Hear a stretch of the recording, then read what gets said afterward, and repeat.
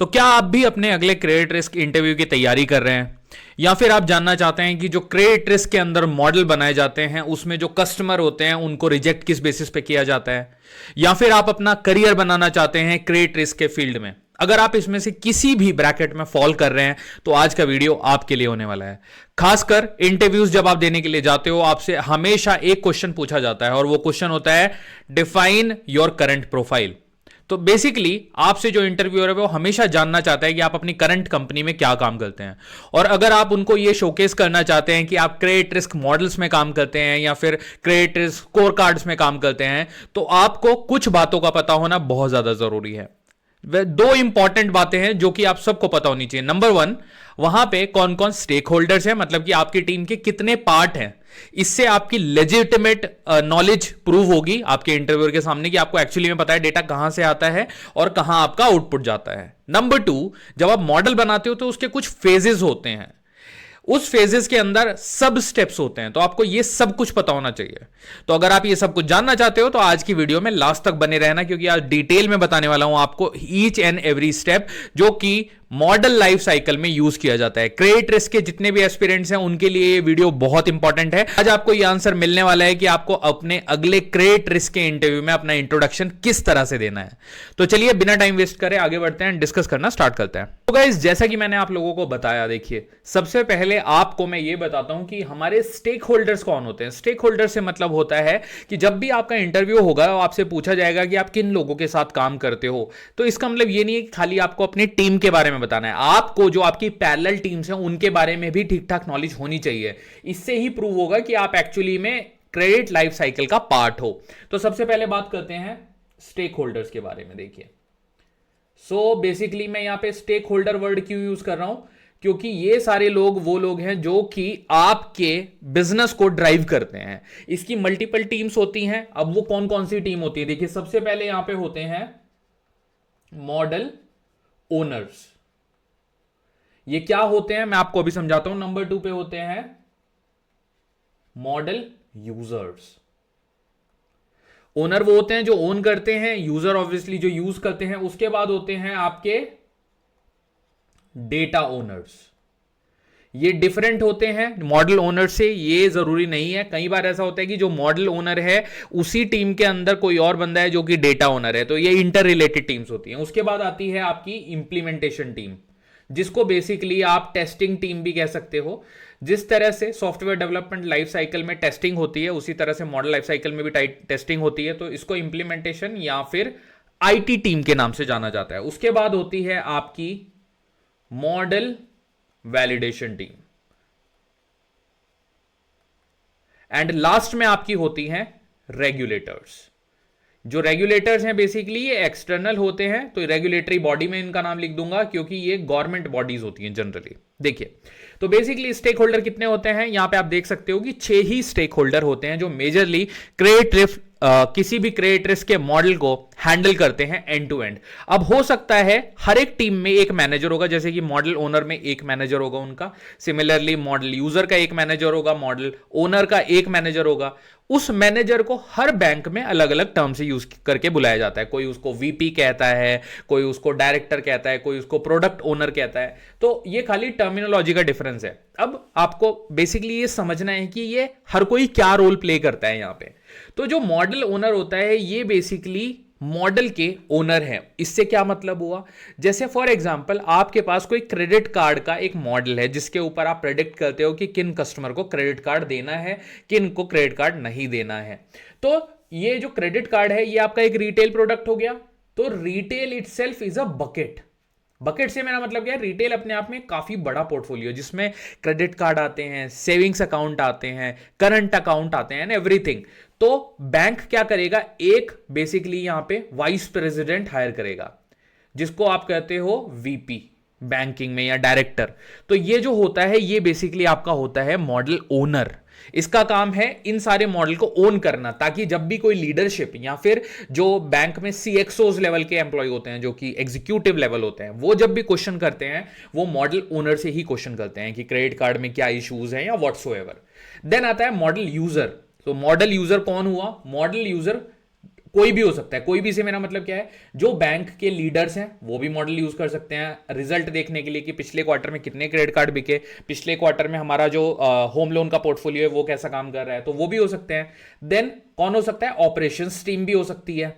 For example किसी credit card के portfolio में कुछ इश्यू चल रहा था यूएस में, अब जो ऑपरेशंस टीम है उनको ये मॉडल यूज करना पड़ा और उनको उन कस्टमर्स को कॉल करना पड़ा जो कि टाइम से अपनी ईएमआई पे नहीं कर रहे थे, तो ऑपरेशंस टीम भी यूजर हो सकती है। कई बार डेटा टीम को जरूरत पड़ती है, तो जो मॉडल यूजर है वो कोई भी हो सकता है depending on the need specifically. Okay, now third is data owner. अब डेटा ओनर का जो काम होता है वो मॉडलिंग टीम से पहले आता है। डेटा ओनर जो है वो बेसिकली ये मेक श्योर करेगा कि जब डेटा हम लोड करेंगे किसी भी डेटाबेस में जो कि बैंक यूज करने वाला है, चाहे वो क्लाउड है, चाहे वो नेटिजा है, ओरेकल है या कुछ भी, तो जितनी उसके अंदर टेबल्स हैं बेसिकली, क्योंकि अल्टीमेटली डेटाबेस में क्या होती हैं, 100 of table, thousands of table, उन सब टेबल के अंदर जो कॉलम्स हैं, मैं आपको बिल्कुल डिटेल में बता रहा हूं, देखो जो कॉलम्स हैं हर एक कॉलम में डेटा करेक्ट होना चाहिए।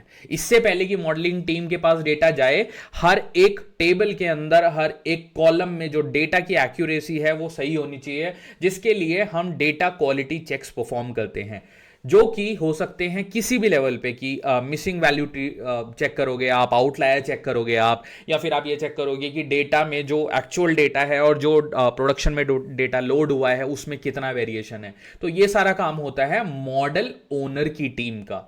देन आती है इंप्लीमेंटेशन टीम, ये होती है आईटी टीम। जब आपका मॉडल डेवलप हो चुका है बेसिकली, ओके, तो उस डेवलप्ड मॉडल की टेस्टिंग कौन करेगा, वो तो आईटी टीम करेगी, क्योंकि जब मॉडल डेवलप होके आएगा तो एक हमें सेकंड आई चेक चाहिए, right, maker checker process follow होती है। ऐसा नहीं है कि बस एक टीम ने मॉडल बना दिया और बैंक उनको ब्लाइंडली यूज करने लगे, एक टीम रहेगी जो कि ये चेक करके बताएगी कि मॉडल सही से परफॉर्म कर रहा है या नहीं। अब यहां पे एक कैच और है, आप लोगों को ये चीज मैं इस लेवल पे अब बता रहा हूं क्योंकि ये इंपॉर्टेंट है। आपके मन में एक क्वेश्चन आना चाहिए, अगर नहीं आया तो आप ध्यान से सुन नहीं रहे हो, कि मॉडल डेवलप कौन कर रहा है। आपको ये क्वेश्चन नहीं आया तो इसका मतलब आपने फोकस नहीं किया, डेवलप भी तो करना है ना मॉडल। टेस्टिंग हो गई, ओनर आ गए, तो मॉडल डेवलपर जो होता है वो मॉडल ओनर के साथ ही काम करता है। ये हमेशा याद रखना कि जो मॉडल डेवलपर है वो मॉडल ओनर के साथ डायरेक्ट कांटेक्ट में रहते हैं, क्योंकि जब मॉडल ओनर है वो मार्केट के हिसाब से रिक्वायरमेंट चेंज होती हैं। जैसे फॉर एग्जांपल रेगुलेटरी बॉडी ने कुछ नया आपको गाइडलाइन दिया है कि भाई ये मॉडल में इंप्लीमेंट कराओ, तो मॉडल ओनर को मिलेगी। वो मॉडल ओनर का काम है अपनी डेवलपमेंट टीम से वो चीजें इंप्लीमेंट कराना, एंड देन टेस्टिंग टीम का काम है उस प्रॉपर जो हमने इंप्लीमेंटेशन किया है उसको वैलिडेट करना। तो इस तरह से काम करती है इंप्लीमेंटेशन टीम। ओके, देन ये टेस्टिंग हो जाती है, उसके बाद रोल आता है देखो मॉडल वैलिडेशन टीम का। मॉडल वैलिडेशन टीम क्या करती है, मॉडल के आउटपुट को डिफरेंट मैट्रिक्स के लेवल पे चेक करती है, कि वो पीएसआई चेक करेगी, पॉपुलेशन स्टेबिलिटी इंडेक्स चेक करेगी, या केएस चेक करेगी, या फिर जो स्टैटिस्टिकल टेस्ट होते हैं जिसके बेसिस पे आप अपने मॉडल को अच्छा या बुरा कह सकते हो, वो पूरी परफॉर्म करती है। इसको ही आप कह सकते हो मॉडल कैलिब्रेशन भी कह सकते हो, मॉडल वैलिडेशन भी कह सकते हो, मॉडल मॉनिटरिंग भी कह सकते हो, वो सब इसी का पार्ट है बेसिकली अल्टीमेटली। देन आती है third party regulatory bodies. So for example India में मैं अगर इसका एग्जांपल दूं, हमारे देश के अंदर RBI, reserve bank of India, is one of the example of regulatory body for all the bank. Okay, इसी तरह से हर एक कंट्री की रेगुलेटरी बॉडी अलग अलग होती है। आई होप ये क्लियर है। सो स्टेक होल्डर लेवल पे कोई क्वेश्चन कंसर्न हो तो आप कमेंट करके बताना, उसका मैं आपको रिप्लाई कर दूंगा।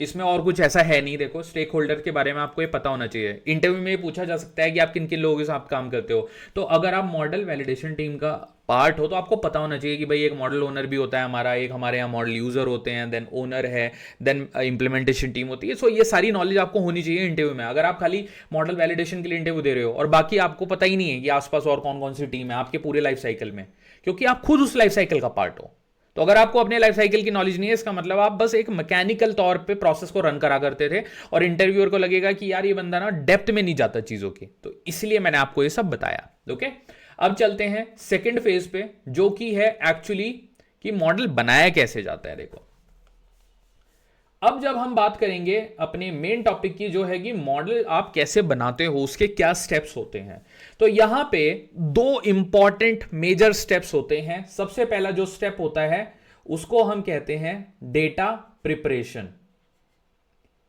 ये हमेशा आप अपने टिप्स पे रखना कि डेटा प्रिपरेशन में क्या क्या आता है, अभी बताऊंगा। नंबर 1 स्टेप होता है डेटा प्रेप, नंबर 2 होता है आपका ऑब्वियसली मॉडल। मैं ये अपने हिसाब से थोड़ी टर्मिनोलॉजी चेंज कर रहा हूं ताकि आपको याद रखने में आसानी रहे, क्योंकि अगर मैं आपको बहुत ज्यादा बैंकिंग टर्म यहां पे बताऊंगा ना, it's going to be messy. Okay, so दो मेन चीजें हैं जब मॉडल बनाते हो, number 1 is data preparation, number 2 is model preparation. Okay, so data preparation की जब हम बात करते हैं उसके अंदर मल्टीपल सब स्टेप्स आते हैं। तो पहला स्टेप होता है जिसको हम कहेंगे डेटा सोर्स आइडेंटिफिकेशन। अभी इसके बारे में करते हैं एक एक करके बात। थोड़ा सा आपको मीनिंग आ रहा होगा ऑब्वियसली डेटा सोर्स आइडेंटिफिकेशन का क्या मतलब है, right. Then target variable. Target variable क्या होता है, हमारा जो हमें आउटपुट निकालना है। तो यहां पे हम क्या करेंगे, टारगेट वेरिएबल की डेफिनेशन क्लियर करते हैं स्टेप 2 में। मेक श्योर करते हैं कि टारगेट वेरिएबल की जो डेफिनेशन है वो प्रॉपरली बिजनेस ने क्लियर दी है या नहीं दी है, प्रॉपरली आनी चाहिए बिजनेस से। देन आप लगाते हो कि मॉडल के डेटा में क्या क्या एक्सक्लूजन रहेंगे, मतलब ऐसा कौन सा डेटा रहेगा जिसको हम एक्सक्लूड करके चलेंगे। देन आता है outlier treatment. Then outlier treatment के बाद नेक्स्ट स्टेप आता है आपका मिसिंग या फिर स्पेशल वैल्यू ट्रीटमेंट। मिसिंग और स्पेशल वैल्यू ट्रीटमेंट। देन इसका जो फाइनल स्टेप आता है, सब स्टेप, इसको कहते हैं डेटा सैंपलिंग। सो डेटा प्रिपरेशन हमारा मेन स्टेप हो गया। डेटा प्रिपरेशन के अंदर 6 सब स्टेप्स हैं, सारे के सारे नाम अच्छे से याद कर लेना, ये इंटरव्यू में आपको बताने होते हैं, ठीक है। अभी एक एक करके इसके बारे में बात करेंगे। देन मॉडल जब बनाते हो तो मॉडल के सिंपल स्टेप है, 4 ही स्टेप होते हैं मॉडल बनाने वाले टाइम पे हमारे पास। नंबर 1 होता है reject inference. So reject inference is step number 1। Then आता है segmentation. Segmentation and third step है model on through the door. यहां पे डोर आएगा, through the door. Model on through the door population.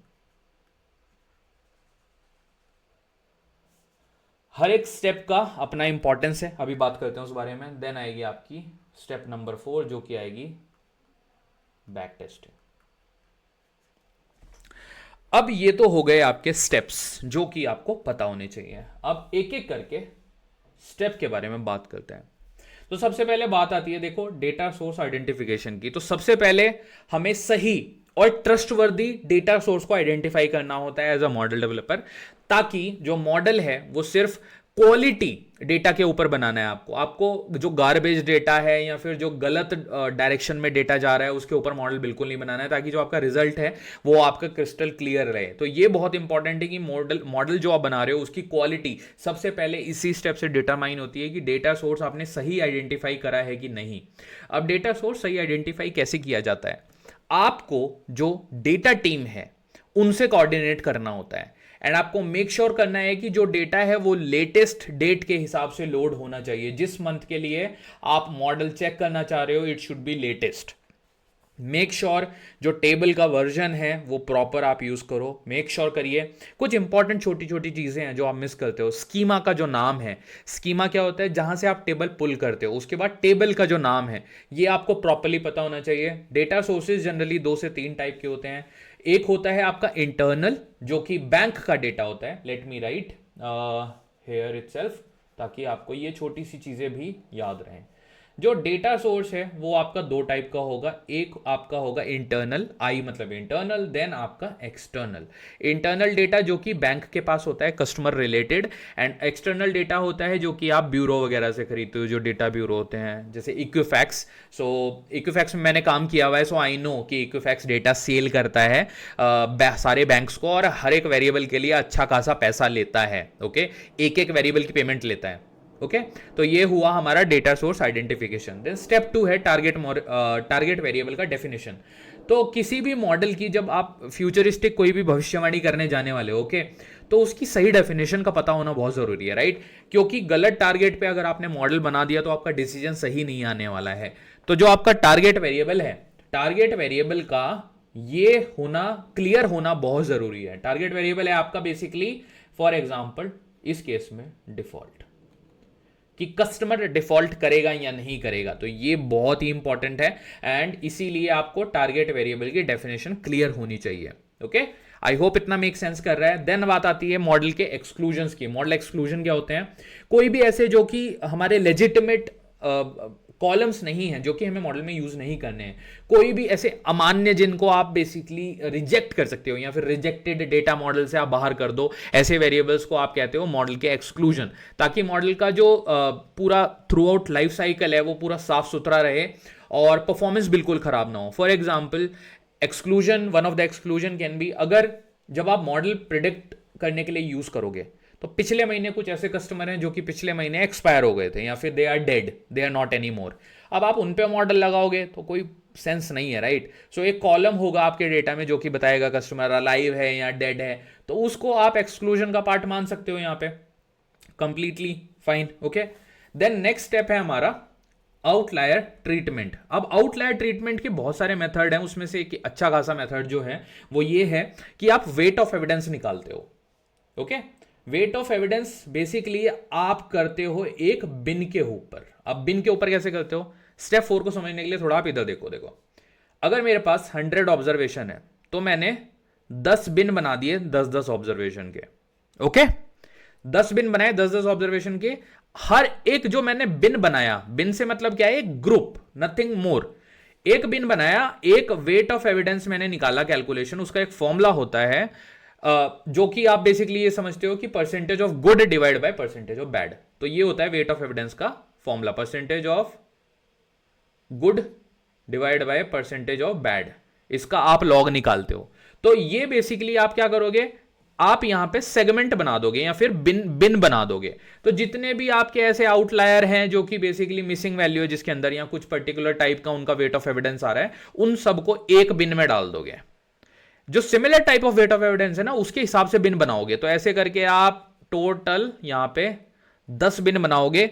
हर बिन के अंदर वही वेरिएबल होंगे जिनका जो वेट ऑफ एविडेंस होगा वो सिमिलर टाइप का होगा। ये इंपॉर्टेंट है। ओके, एंड बिनिंग का प्रोसेस क्या होता है, इसी स्टेप पे आपको पता चल जाना चाहिए। जब हम मल्टीपल कॉलम्स को छोटे छोटे चंक में या फिर छोटे छोटे ग्रुप में डिवाइड करते हैं तो उसको प्रोसेस को कहते हैं बिनिंग। ओके, तो ये आपको स्टेप 4 में करना होता है, जो कि है आपका आउटलायर ट्रीटमेंट। आई होप इतना क्लियर है।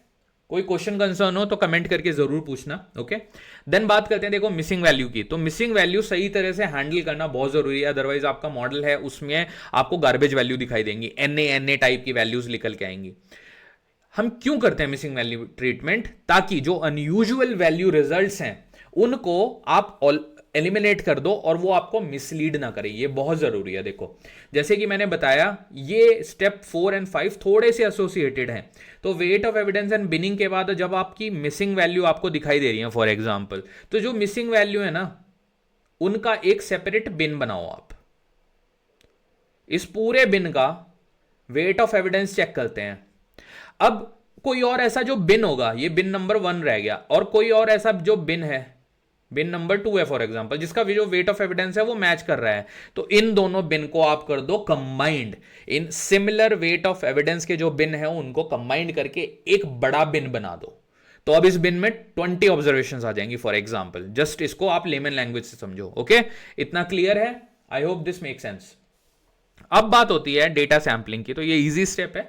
आप डेटा को बेसिकली 2 पार्ट्स में डिवाइड करते हो। एक है आपका ट्रेनिंग डेटा, दूसरा है आपका टेस्टिंग डेटा। अब यहां पे इंपॉर्टेंट कैच है, एक जो टाइप ऑफ डेटा है जो आप यूजुअली मिस करते हो, सैंपलिंग लेवल पे आपको पता होना चाहिए कि आपको आउट ऑफ सैंपल डेटा भी रखना है।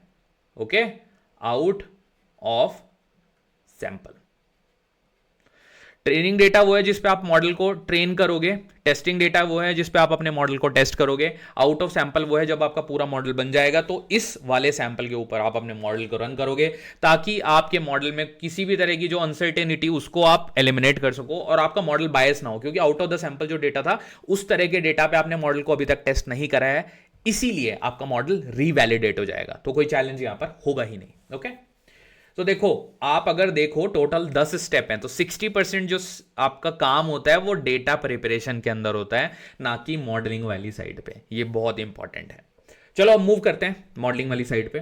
तो रिजेक्ट इन्फेरेंस का कॉन्सेप्ट बेसिकली क्या होता है? देखो, रिजेक्ट इन्फेरेंस का मतलब है जो रिजेक्टेड आपके कस्टमर हैं उनको उनसे सीख कर जो रिजेक्टेड कस्टमर है उनको क्यों रिजेक्ट किया गया, वो सारी चीजों को समझ के और मॉडल को और ज्यादा एफिशिएंट बनाया जाए। ओके, क्योंकि अपडेटेड डेटा से जब आप मॉडल बनाओगे तो अगर आप जो रिजेक्टेड कस्टमर थे उनको एक्सक्लूड कर दोगे तो आपका मॉडल अधूरा रहेगा और वो बायस हो सकता है, क्योंकि रिजेक्टेड कस्टमर का कैरेक्टरिस्टिक्स तो आप कैरी करके चल ही नहीं रहे, राइट?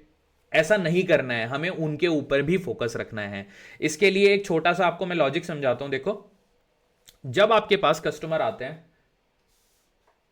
वो किसी चैनल के थ्रू आते हैं, ठीक है, या तो वो बैंक में वॉक करके आएंगे तो उसको बोलते हैं आप टीटीडी। दो तरीके होते हैं, तो बैंक में वॉक करके आएंगे या ऑनलाइन आएंगे, तो इसको बोलते हैं थ्रू द डोर। इन्होंने आके हमारे पास बैंक में लोन अप्लाई किया। अब लोन के दो चीजें होंगी, या तो लोन होगा एक्सेप्ट, नंबर 2 क्या होगा, या तो लोन होगा आपका रिजेक्ट। भाई साहब, रिजेक्ट हो गया तो कोई बात ही नहीं है, इसको तो हम यहीं पे क्लोज कर देंगे। अब लोन एक्सेप्ट हुआ, जरूरी नहीं है कि वो लोन डिसबर्स भी हो। यहां पे दो केस होंगे कि जो कस्टमर है हो सकता है वही मना कर दे, उसने दो जगह पे लोन अप्लाई करा, उसने हमारे यहां से लोन लिया ही नहीं, किसी ने उसको बेटर रेट ऑफ इंटरेस्ट दे दिया ऑब्वियसली, राइट? तो उसके केस में यहां पे दो केस होंगे, एक जिन्होंने लोन को अगेन एक्सेप्ट किया, कस्टमर ने एक्सेप्ट कर दिया, जो दूसरे हैं वो होंगे customer who rejected the loans. अब जो एक्सेप्टेड हैं इन पे तो आप कैलकुलेशन कर सकते हो कि इसमें से कितने हैं जो एक्सेप्ट करके हमारे सिस्टम में आ चुके हैं, इनमें से कितनों ने डिफॉल्ट किया या फिर कितनों ने डिफॉल्ट नहीं किया, ये तो आप चेक कर सकते हो। डी मतलब डिफॉल्ट, एन मतलब नॉन डिफॉल्ट। बट ये जो रिजेक्टेड कस्टमर है इनका क्या, अब मेक सेंस बना? तो बेसिकली ये जो रिजेक्टेड कस्टमर हैं इनको आप रिजेक्ट इन्फेरेंस के थ्रू अपने मॉडल में लेके आते हो। That's why this reject inference का कॉन्सेप्ट एग्जिस्ट करता है। I think make sense. Next है सेगमेंटेशन। देखो, जो नॉर्मल बिहेवियर वाले कस्टमर हैं उनको एक ग्रुप में रख देते हैं, सिंपल, जैसे मैंने आपको बिनिंग का प्रोसेस बताया, ताकि मॉडल के हर ग्रुप में ज्यादा से ज्यादा फोकस प्रिडिक्शन आपको आ सके ग्रुप वाइज। इसलिए हम ये प्रोसेस करते हैं सेगमेंटेशन की। ये थ्रू द डोर वाला मैं क्लियर कर देता हूं, it is making you confuse in rest of the step. तो थ्रू द डोर का कॉन्सेप्ट भी क्लियर है, सेगमेंटेशन भी आप लोगों को अब क्लियर हो गया है। ओके, अब बात करते हैं model on through the door properties और through the door population, not properties. The thing is कि असली जो टारगेट पॉपुलेशन है वो मॉडलिंग जिसके ऊपर आप परफॉर्म करोगे वो यहां से कैलकुलेट करके आप निकालोगे। बेसिकली यहां पे आपने थ्रू द डोर को भी ले लिया और जो आपने अब तक पूरा डेटा अपना जो डेटा प्रिपरेशन स्टेप के थ्रू लेके आए उनको कंबाइन करके आपने असली पॉपुलेशन अब बनाई है, क्योंकि मॉडल उन्हीं कस्टमर के लिए ट्रेन करना चाहिए जो असली में अप्रोच किए जा सकें फ्यूचर में। ओके, तो ये मेक श्योर करो, इट्स वेरी इंपॉर्टेंट। यहां पे आप अपना मॉडल बनाते हो, मॉडल अप्लाई करते हो एंड लॉजिस्टिक रिग्रेशन वगैरह लगाओगे या फिर कोई भी जो एल्गोरिदम है स्टैटिस्टिक्स का, डिपेंडिंग ऑन योर नीड, वो आप यहां पे लगाओगे एंड उसके बेसिस पे आप यहां पे इटरेशंस करोगे। ठीक है, मॉडल कभी भी एक सिंगल इटरेशन में नहीं बनता, 4 से 5 बार आप लॉजिस्टिक रिग्रेशन लगा के देखोगे, डिफरेंट वेरिएबल्स के ऊपर कोरिलेशन चेक करोगे, उनका पॉपुलेशन स्टेबिलिटी चेक करोगे, मल्टीपल चीजें चेक करोगे, तो उसके बेसिस पे आपका मॉडल प्रिपेयर हो जाएगा। ये है स्टेप जहां पे मॉडल बन चुका है। अब जो फाइनल स्टेप होता है वो बहुत इजी है, ये मॉडल वैलिडेशन टीम का काम होता है। बैक टेस्टिंग में सारी चीजें आ सकती हैं, जैसे कि population stability index, then KS value आप चेक करोगे, देन आप let's say Z score check करोगे। तो ये सारी डिफरेंट मैट्रिक्स हैं, अगर मैं डिटेल में इनमें नहीं जाऊंगा क्योंकि वो एक सेपरेट ही टॉपिक है। उसके लिए प्लेलिस्ट है चैनल पे, आप लोग फॉलो करो, वो आपको मिल जाएगी वहां पे। Okay, so this was it guys. Now आपके पास वो सारी चीजें हैं कि आप अपने अगले इंटरव्यू में बहुत ही कॉन्फिडेंस के साथ अपने इंटरव्यू को सारी चीजें एक्सप्लेन कर सकते हो और बोल सकते हो कि आपने मॉडल डेवलपमेंट पे काम किया है। हर एक स्टेप को आप डिफाइन करो। अच्छा, एक चीज और, खाली इस वीडियो के बेसिस पे आप इंटरव्यू में ये मत बोल देना कि मैंने सारा काम किया हुआ है। उसके लिए मेरी जो प्लेलिस्ट है वो फॉलो करो, क्योंकि मैंने हर एक स्टेप को आपको करके दिखाया है पाइथन में। जैसे ये जो आप देख रहे हो ना, मॉडल सोर्स आइडेंटिफिकेशन, इसके लिए हमने पूरा एक डेडिकेटेड वीडियो बनाया हुआ है अपने चैनल पे, जो कि मेरी स्कोर कार्ड की पूरी प्लेलिस्ट है। ये वीडियो आपके इंटरव्यू क्रैक करने में आपको 100% हेल्प करने वाला है। चलिए, इस नोट पे इस वीडियो को खत्म करूंगा। अगर आपको वीडियो पसंद आया तो मुझे प्लीज आप कमेंट करके बताइएगा। मेरे चैनल को सब्सक्राइब करना बिल्कुल मत भूलिएगा, एंड इस वीडियो को ज्यादा से ज्यादा शेयर करिए हर एक उस बंदे के साथ जो कि क्रिएट रिस्क का अपना इंटरव्यू देने वाला है। So on that note, all the best. भगवान करे आपका इंटरव्यू जल्दी से जल्दी क्लियर हो और आपकी सारी विशेष पूरी हो। Thank you so much, all the best.